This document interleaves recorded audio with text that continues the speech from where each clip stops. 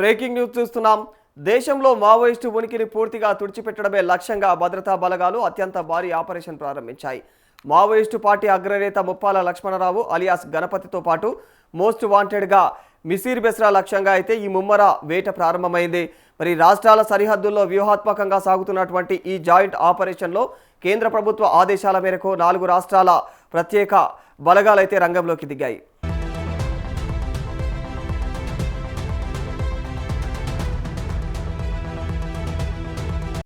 జార్ఖండ్, ఛత్తీస్గఢ్, పశ్చిమ బెంగాల్, మహారాష్ట్ర రాష్ట్రాల్లోని దట్టమైనటువంటి అటవీ ప్రాంతాలను, సరిహద్దు గ్రామాలను బలగాలైతే పూర్తిగా తమ యొక్క ఆధీనంలోకి తీసుకోవడం జరిగింది. మరి కేంద్ర పారామిలిటరీ దళాలు, సిఆర్పిఎఫ్, కోబ్రా కమాండోలు, ఇక ఆయా రాష్ట్రాల స్థానిక పోలీసుల బలగాలతో కలిసి మరి వ్యూహాత్మక ప్రాంతాలలో అయితే భారీ ఎత్తున కూంబింగ్ నిర్వహిస్తూ ఉన్నారు.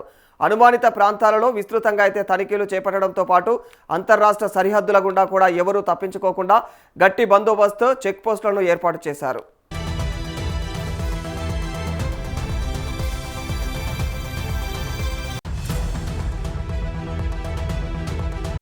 ఇటీవల కాలంలో పలువురు కీలక మావోయిస్టు నేతలు లొంగిపోవడంతో పాటు అటవీ ప్రాంతాల్లో పట్టుకోల్పోవడంతో మిగిలినటువంటి అగ్రనేతలను పట్టుకునేందుకైతే మరి ఇదొక కీలకమైనటువంటి తరుణంగా భద్రతా దళాలు భావిస్తూ ఉన్నాయి. ప్రస్తుతం కోట్లాది రూపాయల బహుమతి కలిగినటువంటి మిసిర్ బెస్రా, గణపతి లాంటి టాప్ కమాండర్లు మరి ఈ 4 రాష్ట్రాల పరిధిలోని సురక్షిత ప్రాంతాల్లో లేదా అడవుల్లో ఆశ్రయం పొంది ఉండవచ్చుననే అనుమానంతో అయితే అధికారులు ఈ ఉమ్మడి వేటను అత్యంత ప్రతిష్టాత్మకంగా తీసుకున్నారు. మరి ఈ ఆపరేషన్ దేశీయ అంతర్గత భద్రతా పరంగా కూడా మావోయిస్టుల నెట్వర్క్కు ఇది పెద్ద దెబ్బ కానుందని చెప్పేసి నిపుణులు అయితే విశ్లేషిస్తున్నారు.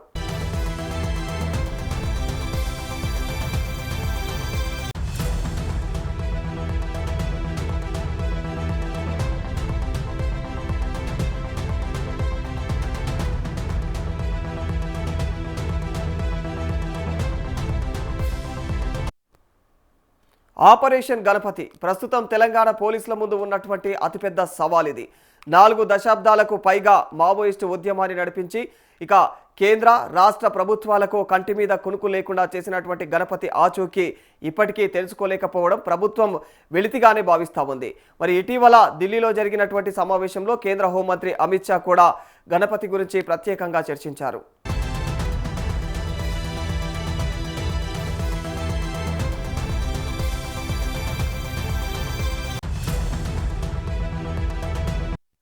అంతేకాదు లొంగిపోయేలా చూడాల్సినటువంటి బాధ్యత మీదేనంటూ కూడా తెలంగాణ పోలీసులకు చెప్పినట్లు సమాచారం. అయితే ఇటీవల మావోయిస్టులు భారీగా లొంగిపోతూ ఉన్నారు. మరి ఈ నేపథ్యంలో సీఎం రేవంత్ రెడ్డి సైతం గణపతి లొంగిపోవాలని పిలుపునివ్వడం తెలిసిన విషయమే. మరి గణపతిని పట్టుకోగలిగితే మావోయిస్టు ఉద్యమాన్ని సంపూర్ణంగా నిర్మూలించినట్లు అవుతుందని చెప్పేసి కూడా కేంద్రం భావిస్తూ ఉంది. మరి ఈ మేరకు తెలంగాణ పోలీసులు ఆయన ఆచూకీ కోసం ప్రయత్నాలు ముమ్మరం చేస్తూనే ఉన్నారు.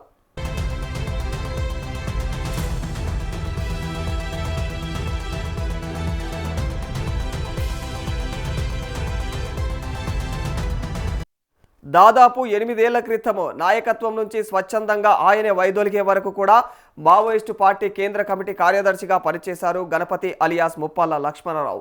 ఇక వామపక్ష తీవ్రవాదం దేశంలోని 12 రాష్ట్రాలకు విస్తరించడంలో గణపతిది కీలక పాత్ర అని చెప్పుకోవాలి.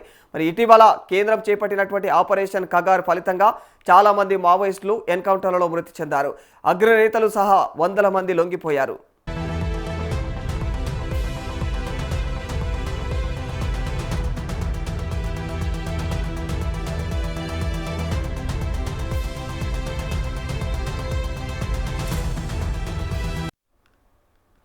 దీనివల్ల ఉద్యమం చివరి దశకు చేరుకుందని చెప్పుకోవాలి. ప్రస్తుతం మావోయిస్టుల ప్రభావం దేశంలో కేవలం 11 పోలీస్ స్టేషన్ల వరకే పరిమితమైపోయింది.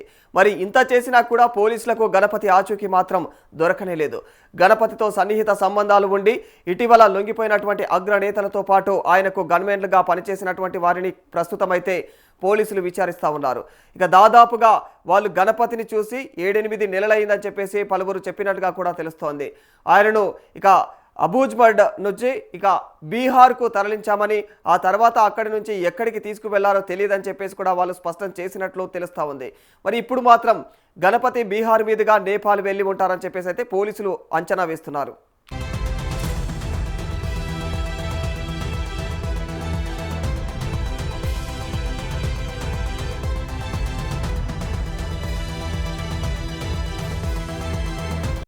పోలీసులకు ఇటీవల అందినటువంటి సమాచారం ప్రకారం ఉద్యమానికి గడ్డు కాలం మొదలైందని, దాదాపు 2 సంవత్సరాల కిందటే గణపతి గుర్తించినట్లుగా మరి తెలుస్తా ఉంది.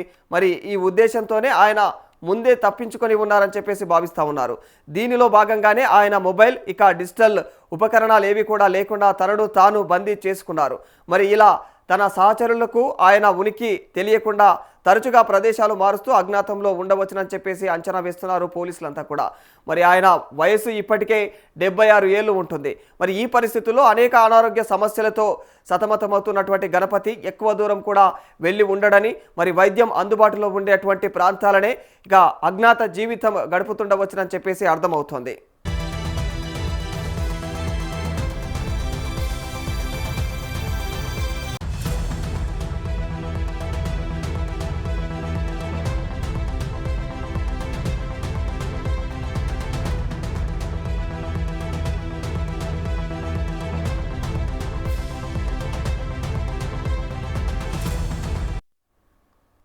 ఇటీవల రాష్ట్రంలో లొంగిపోయినటువంటి మావోయిస్టులకు పునరావాస ప్యాకేజీతో పాటు ఆరోగ్య భద్రతా కార్డు కల్పిస్తామని రేవంత్ రెడ్డి తెలిపారు.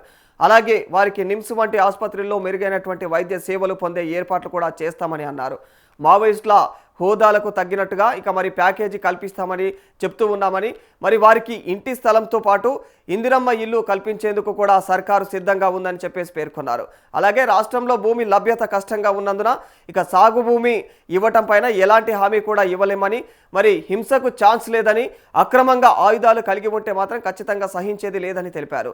అంతేకాకుండా మరికొందరు ఇప్పటికే రాజకీయాల్లోకి వచ్చి ప్రజాప్రతినిధులు అయ్యారని, మరి సీతక్క లాంటి వాళ్ళు కూడా రాష్ట్ర మంత్రి కూడా అయ్యారని చెప్పేసి గుర్తు చేశారు.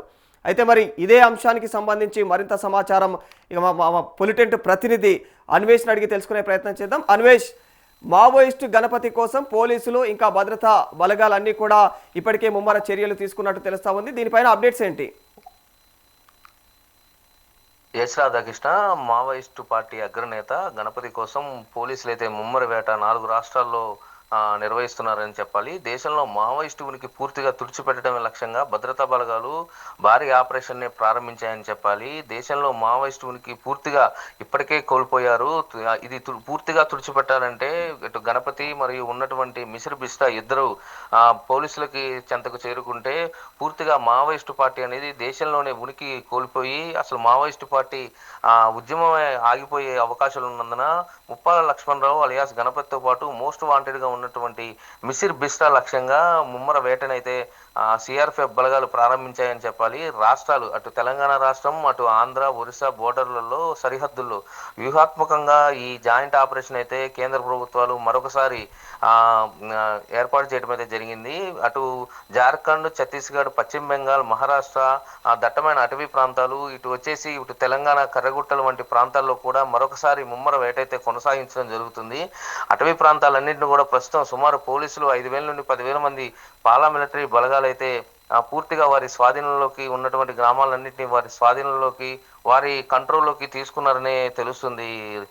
బలగాలతో కలిసి వ్యూహాత్మక ప్రాంతంలో భారీ ఎత్తున కూంబింగ్ నిర్వహిస్తున్న అనుమానిత ప్రాంతాల్లో విస్తృతంగా తనిఖీలు చేపట్టడంతో పాటు అంతర్రాష్ట్ర సరిహద్దులు గుండా ఎవరూ తప్పించుకోకుండా గట్టి బందోబస్తు కూడా ఏర్పాటు చేస్తున్నారు. ఇటీవల కాలంలో పలువురు కీలక మావోయిస్టు నేతలు తెలంగాణ రాష్ట్రంలో సెంట్రల్ కమిటీ మెంబర్లు అందరూ లొంగిపోవడంతో పాటు అటవీ ప్రాంతాల్లో పూర్తిగా మావోయిస్టు పార్టీ పూర్తిగా పట్టుకోల్పోయిందని చెప్పాలి. అగ్రనేతలు పట్టుకునేందుకు ఇది ఒక కీలకమైన తరుణంగా భద్రతా బలాలు భావిస్తూ ఈ 10,000 మంది పారామిలిటరీ సైన్యం అయితే మొత్తం పూర్తిగా అడవిలో ముమ్మరంగా గాలింపు చేపట్టింది. అటు మిసిర్ బిస్రా, ఇటు గణపతి కోసం ఈ 4 రాష్ట్రాల పరిధిలో సురక్షిత ప్రాంతాల్లో అడవుల్లో ఆశ్రయం పొంది ఉండవచ్చనే అనుమానంతో పూర్తిగా పోలీసులు అయితే ముమ్మర వేట అయితే కొనసాగిస్తున్నారు రాధాకృష్ణ. సో మరి లొంగిపోయినటువంటి మావోయిస్టులకు గణపతి మరి బెస్రా ఆచూకైతే ఖచ్చితంగా తెలిసే ఉండొచ్చు. మరి వారితో పోలీసులు ప్రస్తుతం ఎలా ఇంటరాక్ట్ అవుతా ఉన్నారు? దానిపైన ఇప్పటి వరకు వాళ్ళ గురించి ఏమైనా కనీస క్లూ ఏమైనా ఇచ్చినట్టు తెలుస్తా ఉందా? గతంలో తెలంగాణ రాష్ట్రంలో లొంగిపోయినటువంటి సెంట్రల్ కమిటీ మెంబర్ దేవ్జీ మరియు బల్ల ప్రకాష్ అలాగే మరికొంతమంది సెంట్రల్ కమిటీ మెంబర్లని తెలంగాణ ప్రభుత్వం అయితే ఈ గణపతి గురించి ఆచూకీ తెలపాలని కోరింది. వారు దానికి వారి కొన్ని డిమాండ్లను అయితే పార్టీ తరఫున తెలంగాణ రాష్ట్ర ప్రభుత్వం ముందైతే ఉంచారు. అంతేకాకుండా ఈ డిమాండ్లకు సంబంధించి మన తెలంగాణ ముఖ్యమంత్రి, ప్రస్తుత ముఖ్యమంత్రి రేవంత్ రెడ్డి కూడా అటు ఢిల్లీ వెళ్ళి ఢిల్లీలో సెంట్రల్ హోమ్ మినిస్టర్ అమిత్ షాని కలిసి ఈ డిమాండ్ల గురించి అయితే వారికి తెలిపారు. గణపతిని లొంగుబాటు చేయాలంటే ఈ డిమాండ్లకు ప్రభుత్వాలు ఒప్పుకుంటేనే మేము లొంగుబాటు చేస్తామని, గణపతి ఎక్కడున్నాడో మాకు తెలిసినా కూడా ఈ డిమాండ్లకు ఒప్పుకోకపోతే మేము చెప్పమని చెప్పైతే వాళ్ళు ఖచ్చితమైన నిర్ణయంతో మన తెలంగాణ ప్రభుత్వం ఎదురైతే ఉంచారు. సో వీళ్ళు అందరూ కూడా చెప్పిన విధానం ప్రకారం అయితే 2022లో వీళ్ళు పెట్టుకున్నటువంటి ఒక మీటింగ్ కూడా గణపతి నేపాల్ నుండి మన ఛత్తీస్గఢ్ అడవులకి, అబూజ్మడ్ అడవులకి రావడం జరిగిందని చెప్పి అయితే తెలిపారు. ఇప్పుడు ప్రస్తుతం అతనికి ఉన్నటువంటి ఆరోగ్య పరిస్థితి రీత్యా అతనైతే ఎటు కదలలేని పరిస్థితిలో ఉన్నారు. అందులో భాగంగా మిస్టర్ బిస్రీ కూడా అతనికి సెక్యూరిటీ అందిస్తున్నట్లయితే సమాచారం అయితే అందుతుంది రాధాకృష్ణ. సో మరి అసలు గణపతి ఇండియాలోనే లేడు అని చెప్పేసి ఒక వదంతు నడుస్తూ ఉంది. అసలు గణపతి ఉన్నాడా లేడా? తెలంగాణ ప్రభుత్వం ఎదుట్లా లొంగిపోయినటువంటి కొంతమంది మావోయిస్టులు కొన్ని ముఖ్య ఛానల్స్ లో ఇచ్చినటువంటి ఇంటర్వ్యూలో మాత్రం గణపతి గురించి అడిగినప్పుడు వారు తెలిపిన వివరాల ప్రకారం అయితే గణపతి బ్రతికున్నాడనే వారు చెప్పారు. అంతేకాకుండా గణపతి 2022లో అబూజ్మడ్ అడవి ప్రాంతంలో సెంట్రల్ కమిటీ మెంబర్లు, పోలిట్ బ్యూరో మెంబర్లు అందరూ ఏర్పాటు చేసుకున్నటువంటి ఒక ముఖ్య మీటింగ్ కూడా గణపతి ఆ రోజు హాజరయ్యారని చెప్పి, ఆయన సలహాలు సూచనలు కూడా తీసుకోవడం జరిగిందని చెప్పి, ఆ టైంలోనే మావోయిస్టు సెంట్రల్ కమిటీ మెంబర్లు అందరూ కూడా లొంగిపోవాలి, ఉద్యమం అనేది కొద్దిగా వెనకబడింది అనే తరుణంలో వీళ్ళందరూ అప్పుడు మాట్లాడుకోవడం జరిగింది. కాకపోతే మావోయిస్టు బసవరాజు ఈ మీటింగ్ లో పాల్గొన్న మీటింగ్ లో లొంగిపోవడానికైతే ఒప్పుకోకపోవడంతో ఎవరికి వారు మళ్ళీ ఎవరి ప్రాంతాలకు వారు వెళ్ళిపోయినట్టు, వారి ఇదిలోకి వెళ్ళిపోయినట్టు తెలిసింది. ఆ రోజు కూడా గణపతి అక్కడికి రావడం జరిగింది. గణపతి వాళ్ళు చెప్తున్న వివరాల ప్రకారం అయితే గణపతి మన దేశంలోనే ఉన్నాడు, వేరే దేశంలో లేడు అని అయితే ఖచ్చితంగా మనకి తెలుస్తుంది రాధాకృష్ణ. సో మరి బెస్రా కూడా లొంగిపోయాడని చెప్పేసి వార్తలు వచ్చాయి. మరి అంతలోనే మరి అజ్ఞాతంలోకి వెళ్ళారని చెప్పేసి మరో స్టేట్మెంట్ కూడా ఇచ్చారు పోలీసులు. అసలు దీనికి పోలీసులు ఎందుకు ఇలా మాట్లాడాల్సి వచ్చింది? మావోయిస్టు మిస్టర్ బిస్రా వచ్చేసి ఆయన మహారాష్ట్ర అటువంటి ప్రాంతాల్లో, అటవీ ప్రాంతాల్లో పూర్తిగా పట్టున్నటువంటి ఒక సెంట్రల్ కమిటీ మెంబర్. ఆయన లొంగిపోయాడు అని చెప్పి అయితే, లొంగిపోతున్నాడు అని చెప్పి అయితే వార్తలు వచ్చాయి, కానీ అవి కొట్టిపాడేశారు. ఇప్పటి వరకు బిస్రీ ఎక్కడున్నాడు ఏంటి, అసలు బిస్రీ అనే మావోయిస్టు మన గణపతి ఎవరైతే ఉన్నారో గణపతికి సెక్యూరిటీ ఇస్తున్నారని, గణపతిని ఎటు వెళ్ళినా వాళ్ళు ఆ గణపతి ఆరోగ్య రీత్యా అది దృష్టిలో ఉంచుకొని గణపతిని ఎటు వెళ్ళినా వాళ్ళు తీసుకొని వెళ్తున్నట్లయితే సమాచారం అందుతుంది.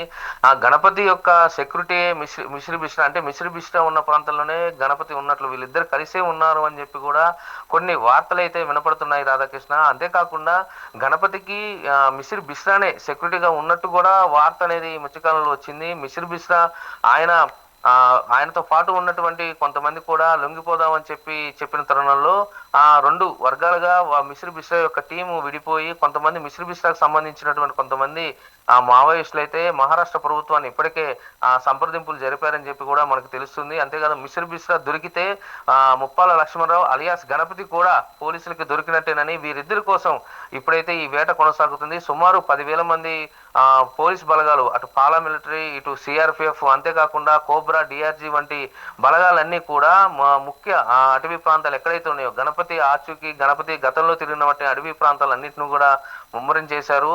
ఏది ఏమైనప్పటికీ లొంగిపోయిన మావోయిస్టులు నోరు విప్పితే కానీ గణపతి ఆచూకీ ఎక్కడుందో కూడా ఎవరికీ తెలియని పరిస్థితి. ఎంత వెతికినా కూడా ఉన్న ఒక్క మావోయిస్టు గురించి ఎన్ని గ్రామాలు అని ఎతుకుతారు, ఎన్ని అడవులు, ఎన్ని అటవీ ప్రాంతాలు తిరుగుతారని చెప్పి కూడా ఉన్నతాధికారులు ఒక చర్చ అయితే మొదలైంది.